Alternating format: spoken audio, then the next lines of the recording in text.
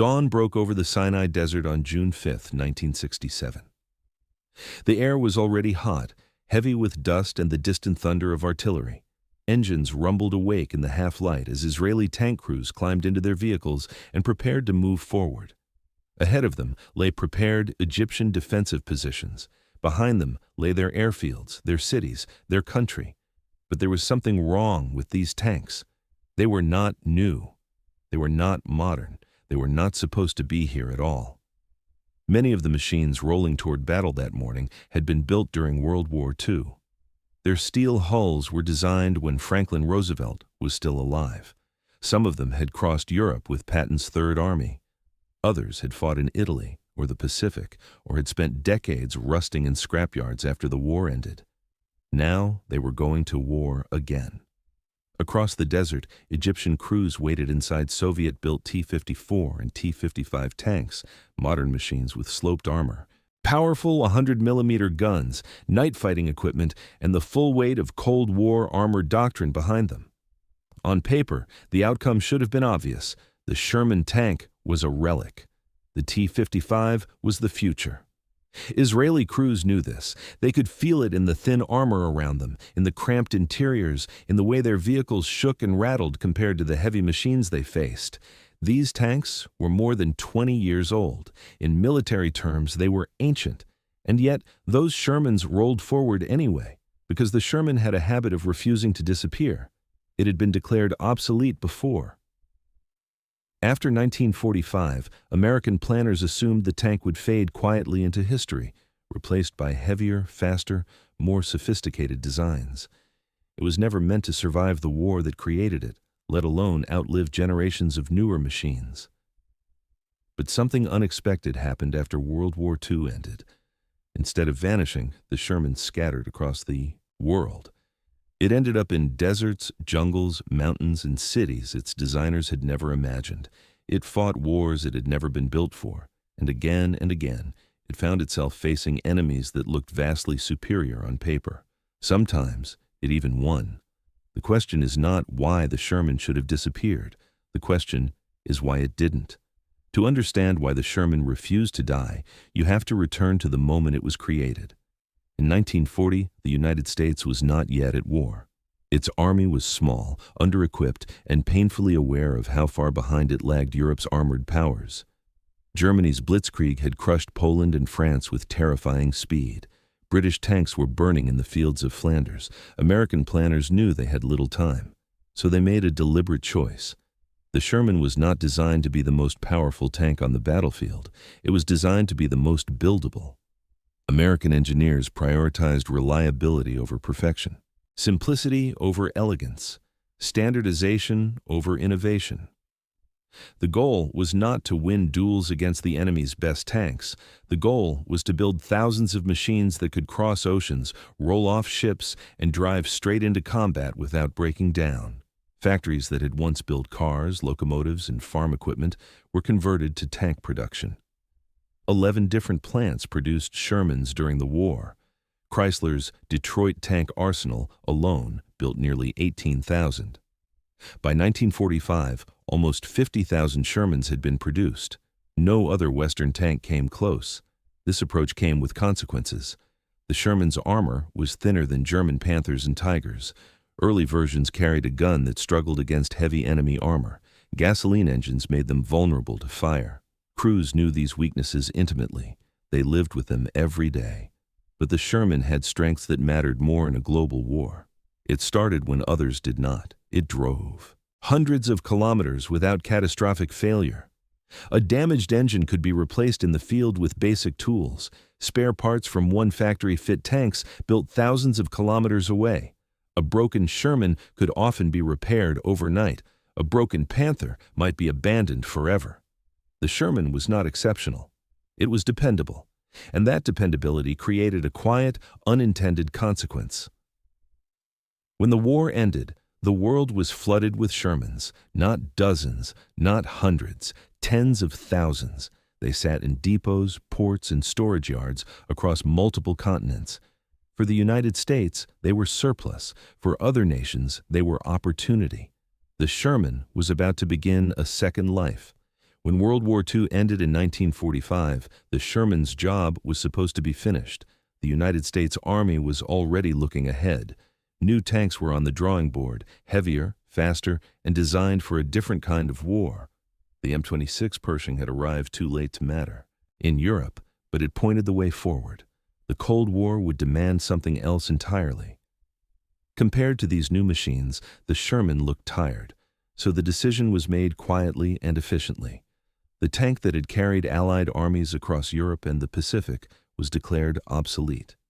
Thousands were parked in storage depots, others were stripped for parts, many were sold off for scrap at a fraction of their original cost. Row after row of Shermans sat exposed to the weather, their engines sealed, their guns removed, their future already written. At least, that's how it seemed, because while American planners were moving on, the rest of the world was not. Nations shattered by war, newly independent states and countries cut off from modern weapons, all saw the same thing when they looked at those surplus tanks. They didn't see a relic. They saw steel that still worked. They saw engines that could still run, hulls that could still take punishment, turrets that could still carry guns, even if those guns were no longer the ones the tank was born with. And most importantly, they saw something they could afford. The Sherman began leaving American depots in every direction. It crossed oceans again, not as the spearhead of a superpower, but as a second-hand machine in the hands of nations that had no other choice. What followed was something no one in 1945 had planned for. The Sherman did not fade quietly into museums and scrapyards. It adapted, and the first proof that it could still fight came sooner than anyone expected. The Sherman's return to combat began not in the Middle East, but on the Korean Peninsula. On June 25, 1950, North Korean forces crossed the 38th parallel. The invasion came fast, coordinated, and heavily armored. At its spearhead were Soviet-built T-34-85 tanks, veterans of the Eastern Front, battle-tested machines with thick-sloped armor and powerful guns. American forces in Korea were not ready for them. Occupation armies stationed in Japan had been organized for peacekeeping, not mechanized war. Anti-tank weapons were scarce and outdated. Infantry watched in disbelief as bazooka rounds bounced harmlessly off advancing T-34s. Entire defensive positions collapsed under armored pressure. Desperate messages went up the chain of command. American forces needed tanks. Immediately. The problem was that there were none. Modern armor was still months away. Pershings and Pattons were scattered, unprepared, or unavailable. So officers began searching bases across Japan for anything that could still fight. What they found surprised even them. Scattered across storage yards and training grounds were dozens of M4A3E8 Shermans, the EZ-8, late-war models that had arrived too late to see meaningful combat in World War II. They were worn, neglected, and partially cannibalized for parts. But they were complete. Within weeks, mechanics worked around the clock, engines were rebuilt, guns were calibrated, crews were rushed through refresher training. On July 17, 1950, a provisional tank unit was formed almost from nothing. The Shermans were shipped to Korea. When American tank crews first faced T-34s in combat, uncertainty hung over every engagement. On paper, the Soviet tank was superior, thicker armor, a powerful 85mm gun, a reputation forged in the destruction of Nazi Germany. But combat is not fought on paper. The EZ-8 carried a 76mm gun that could penetrate T-34 armor at normal combat ranges, especially with improved American ammunition. Its optics were superior, allowing gunners to acquire targets faster. The 5-man crew layout gave American commanders greater situational awareness than their 4-man Soviet counterparts. In tank warfare, the first accurate shot often decides who lives. Again and again, Sherman crews fired first. Throughout the desperate fighting around the Pusan perimeter, Shermans provided the armored backbone American forces lacked. They absorbed hits that would have destroyed lighter tanks. They returned fire with lethal accuracy. Between July and November 1950, Sherman units reportedly destroyed dozens of enemy tanks while supporting infantry fighting to hold the line. The tank that had been declared obsolete 5 years earlier was once again stopping an armored advance.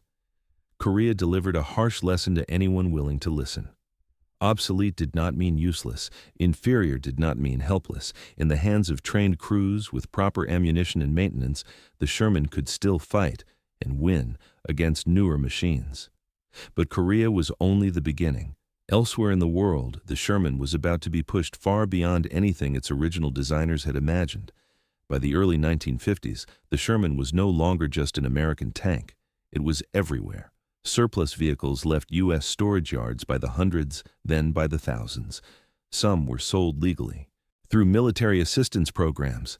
Others changed hands through quiet deals, intermediaries, and scrapyards. Shermans appeared in Europe, the Middle East, Asia, Africa, and South America, often becoming the most powerful armored vehicle a nation possessed.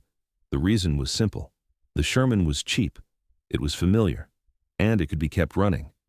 Countries without advanced industrial bases did not need sophisticated factories to operate it. They needed mechanics with basic tools and a willingness to improvise. The Sherman's standardized parts, simple layout, and forgiving engineering allowed exactly that. A broken tank could be stripped for components to keep two others alive. Engines could be replaced, suspensions rebuilt, turrets modified. Slowly, the Sherman stopped being a finished weapon. It became a platform.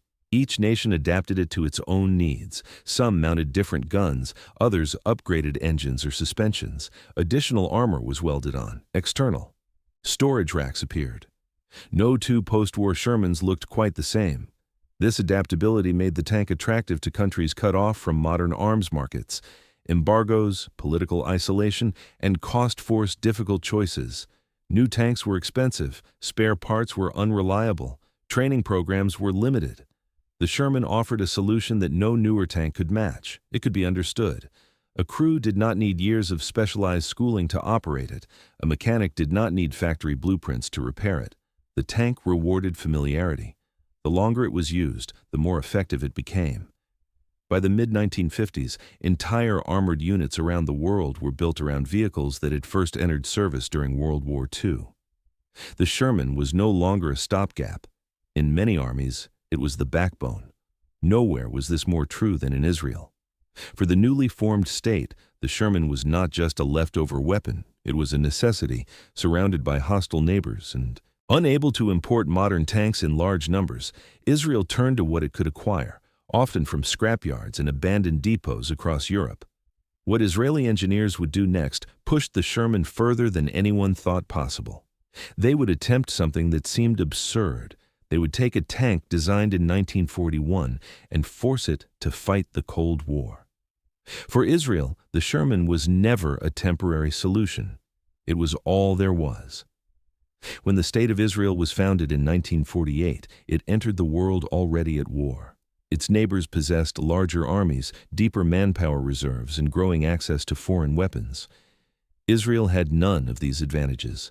What it did have was urgency and a severe shortage of modern armor. International embargoes made large-scale purchases nearly impossible. Western nations hesitated. Eastern Bloc weapons flowed instead to Israel's adversaries. Tanks, artillery, and aircraft arrived in Egypt and Syria in increasing numbers, often crewed and trained with Soviet assistance.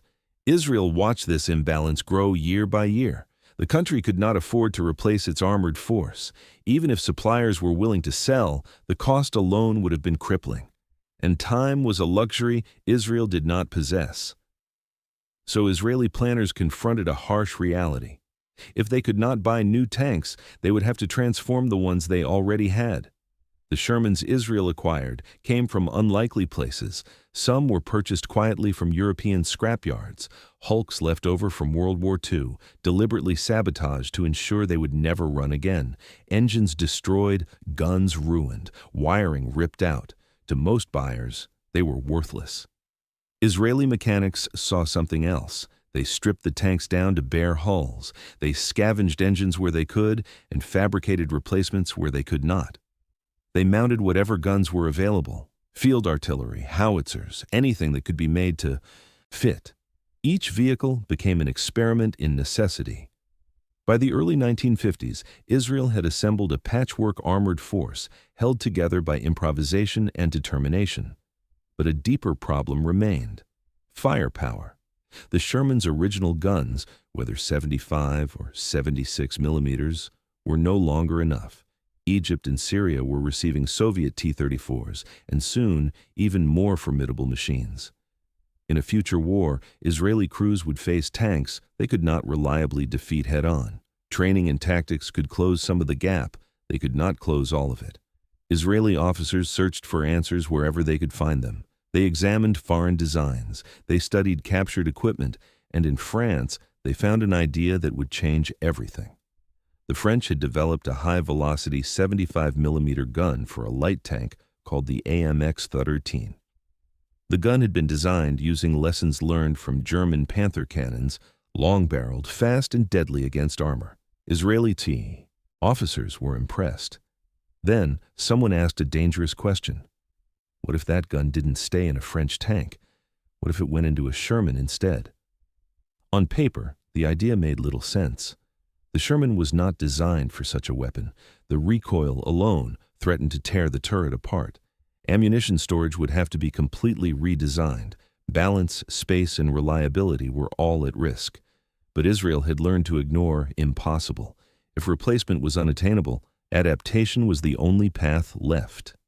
And so, the Sherman's transformation began. The first conversions began quietly in the mid-1950s, inside workshops that looked nothing like modern tank factories. There were no original blueprints, no guidance from American manufacturers, no expectation that what they were attempting should actually work. Israeli engineers and mechanics relied instead on experience, improvisation, and relentless trial and error. Their first creation became known as the M4 Sherman. At its heart was the French CN 7550 gun, longer, more powerful, and far more demanding than anything the Sherman had ever carried. Installing it required extensive changes. The turret had to be modified to handle increased recoil. Internal space was rearranged, ammunition storage redesigned, balance carefully adjusted so the tank would not tear itself apart when firing. Early M50s retained the Sherman's original gasoline engine and suspension. They were far from perfect, but they proved something vital. The idea worked. The upgraded gun could penetrate the armor of Soviet-supplied tanks Israel expected to face. Crews trained extensively, learning the limits of their modified vehicles and how to exploit them. The Sherman was no longer just surviving, it was evolving. But Israeli planners already knew the M50 would not be enough forever. By the late 1950s, Egypt and Syria were receiving T-54 and T-55 tanks, modern Cold War machines with heavier armor and powerful 100-millimeter guns. The margin of advantage Israel had carved out was shrinking again, so they pushed further. The next project bordered on the absurd. Israel decided to mount a 105-millimeter gun, a weapon designed for France's newest main battle tank, into the Sherman's turret. Nothing about the original design supported this. The recoil forces alone exceeded what the turret ring was meant to endure. To make it work, engineers shortened the barrel, reducing length without sacrificing effectiveness.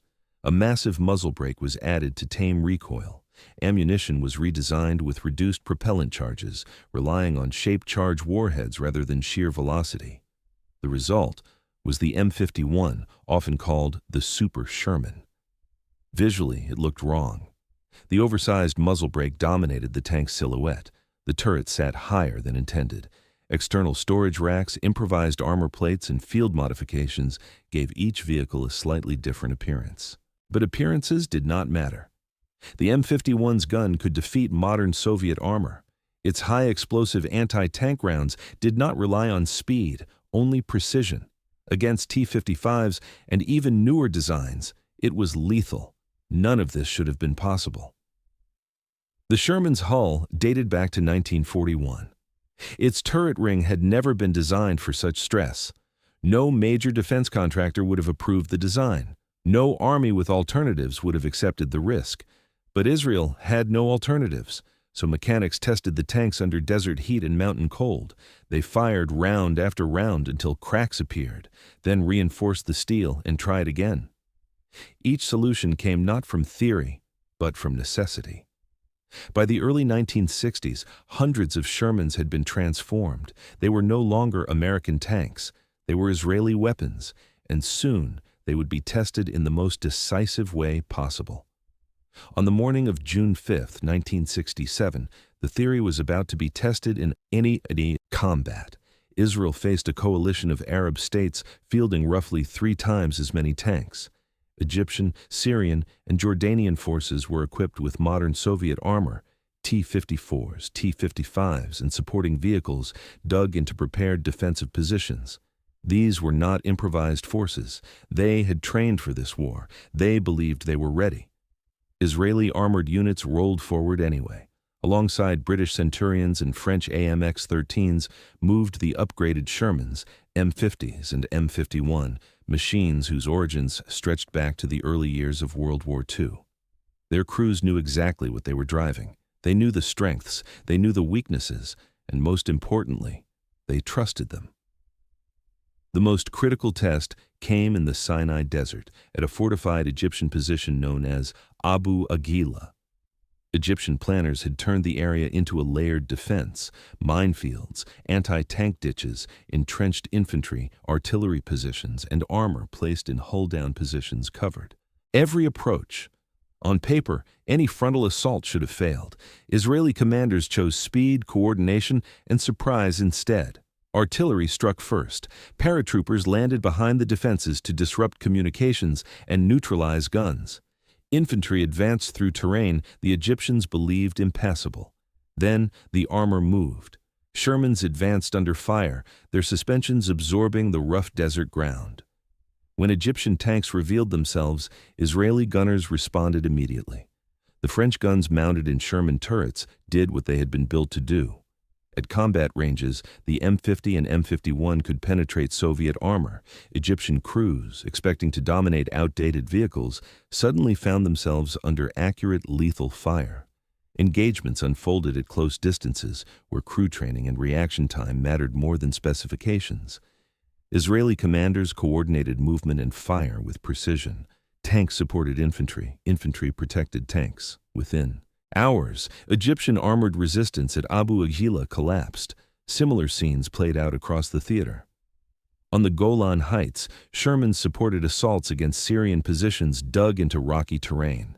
In the West Bank, they backed infantry pushing through fortified urban areas.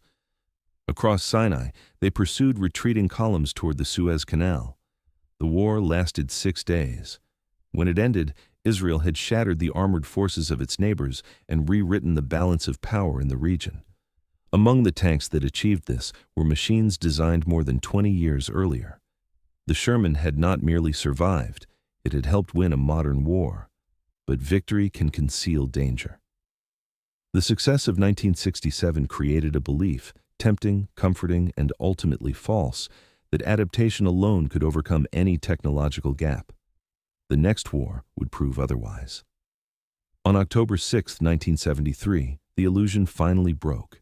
Egyptian and Syrian forces attacked simultaneously, launching a coordinated assault on Yom Kippur, the holiest day in the Jewish calendar. Israeli defenses were thin, many units were understrength, and this time the enemy had changed. The battlefield was no longer the same one the Sherman had mastered in 1967. Arab armies now fielded newer tanks, T-62s with smoothbore guns, improved fire control, and heavier armor. But tanks were no longer the greatest threat. Infantry units were equipped with large numbers of anti-tank guided missiles and rocket launchers. Weapons like the Sagar missile allowed foot soldiers to destroy armor from distances that once felt safe. For the first time, adaptation alone was not enough. Israeli Shermans went into combat as they always had, supporting infantry, exploiting terrain, relying on crew coordination and experience. But the environment had turned hostile in a new way. Missiles streaked across open ground, shaped charge warheads punched through steel that had once been considered adequate. Losses mounted quickly. Sherman crews fought with discipline and courage, but the limits of the design could no longer be ignored. No amount of modification could compensate for armor conceived in another era.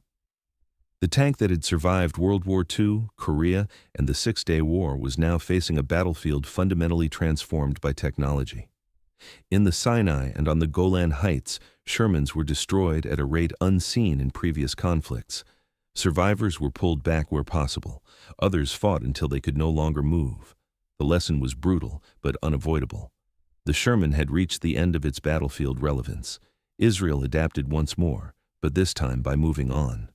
New tanks arrived. Better protection, better sensors, better survivability. The Sherman at last began to disappear from frontline service, but it did not vanish immediately. In secondary roles, reserve units in foreign armies, Shermans continued to serve. Some were exported yet again, others remained in storage, waiting in case they were needed one more time. The tank that had been declared obsolete in 1945 had taken nearly 3 decades to finally be outpaced, and even then, it refused to leave quietly. Even after it disappeared from Israel's front lines, the Sherman was not finished. Around the world, tanks that should have been museum pieces continued to serve.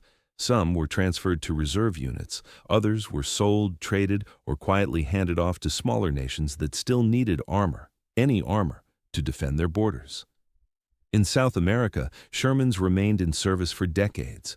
Argentina, Paraguay, and Chile all operated variants long after the Cold War had begun. Some were upgraded with new radios and engines. Others were barely changed at all, maintained through familiarity rather than modernization. In parts of Asia and Africa, Shermans lingered as training vehicles, internal security tools, or emergency reserves. They were no longer expected to fight peer armies. They were expected to start, move, and intimidate when necessary. And they did. Perhaps the most striking reminder of the Sherman's longevity came in 1978 during the Beagle Channel crisis between Argentina and Chile. As tensions rose toward open conflict, both sides prepared for war. Among the armored vehicles mobilized were tanks whose designs traced directly back to World War II. Shermans once again stood ready, not because they were ideal, but because they were available. Even into the 21st century, the tank refused to fully disappear. A handful remained in limited service roles, training grounds, and storage depots. The last operational Shermans were not retired until 2018, more than 75 years after the design first entered combat. By then, tanks had transformed beyond recognition. Composite armor, thermal sights, digital fire control, missiles fired from gun barrels. The Sherman belonged to another age entirely, and yet it had outlasted countless superior machines. Not because it was the best tank ever built, not because it dominated every battlefield, but because it could adapt longer than anyone expected. The Sherman did not fade out in a single moment. It eroded slowly as technology finally closed every door it had once slipped through. Its end was not dramatic. It was inevitable. The Sherman was never meant to last. It was not designed as a masterpiece of engineering, nor as the ultimate expression of armored warfare. It was built under pressure, with compromise written into every plate of steel. And yet, it endured longer than tanks that were faster, stronger, and far more advanced on paper. The reason lies not in what the Sherman was, but in what it allowed others to do. It could be repaired without factories, modified without permission, understood without manuals written in another language. When nations lacked resources, the Sherman gave them options. When mechanics lacked spare parts, it rewarded creativity. When crews lacked the latest technology, it gave them something they could trust. Other tanks demanded perfect conditions. The Sherman tolerated reality. It survived because it could change, not just once, but again and again. From Europe to Korea, from scrapyards to the Sinai, from World War II to the edge of the modern age. Eventually, even that adaptability reached its limit. Steel designed in 1941 could not stand forever against missiles, sensors, and digital warfare. The Sherman did not fail. It was overtaken. But its legacy is not measured in victories alone. It is measured in how long it remained relevant when logic said it should not, in how many nations trusted it with their survival, and in how often it proved that wars are not won by perfect machines, but by those that can be kept alive under imperfect conditions. The Sherman did not survive because it was exceptional.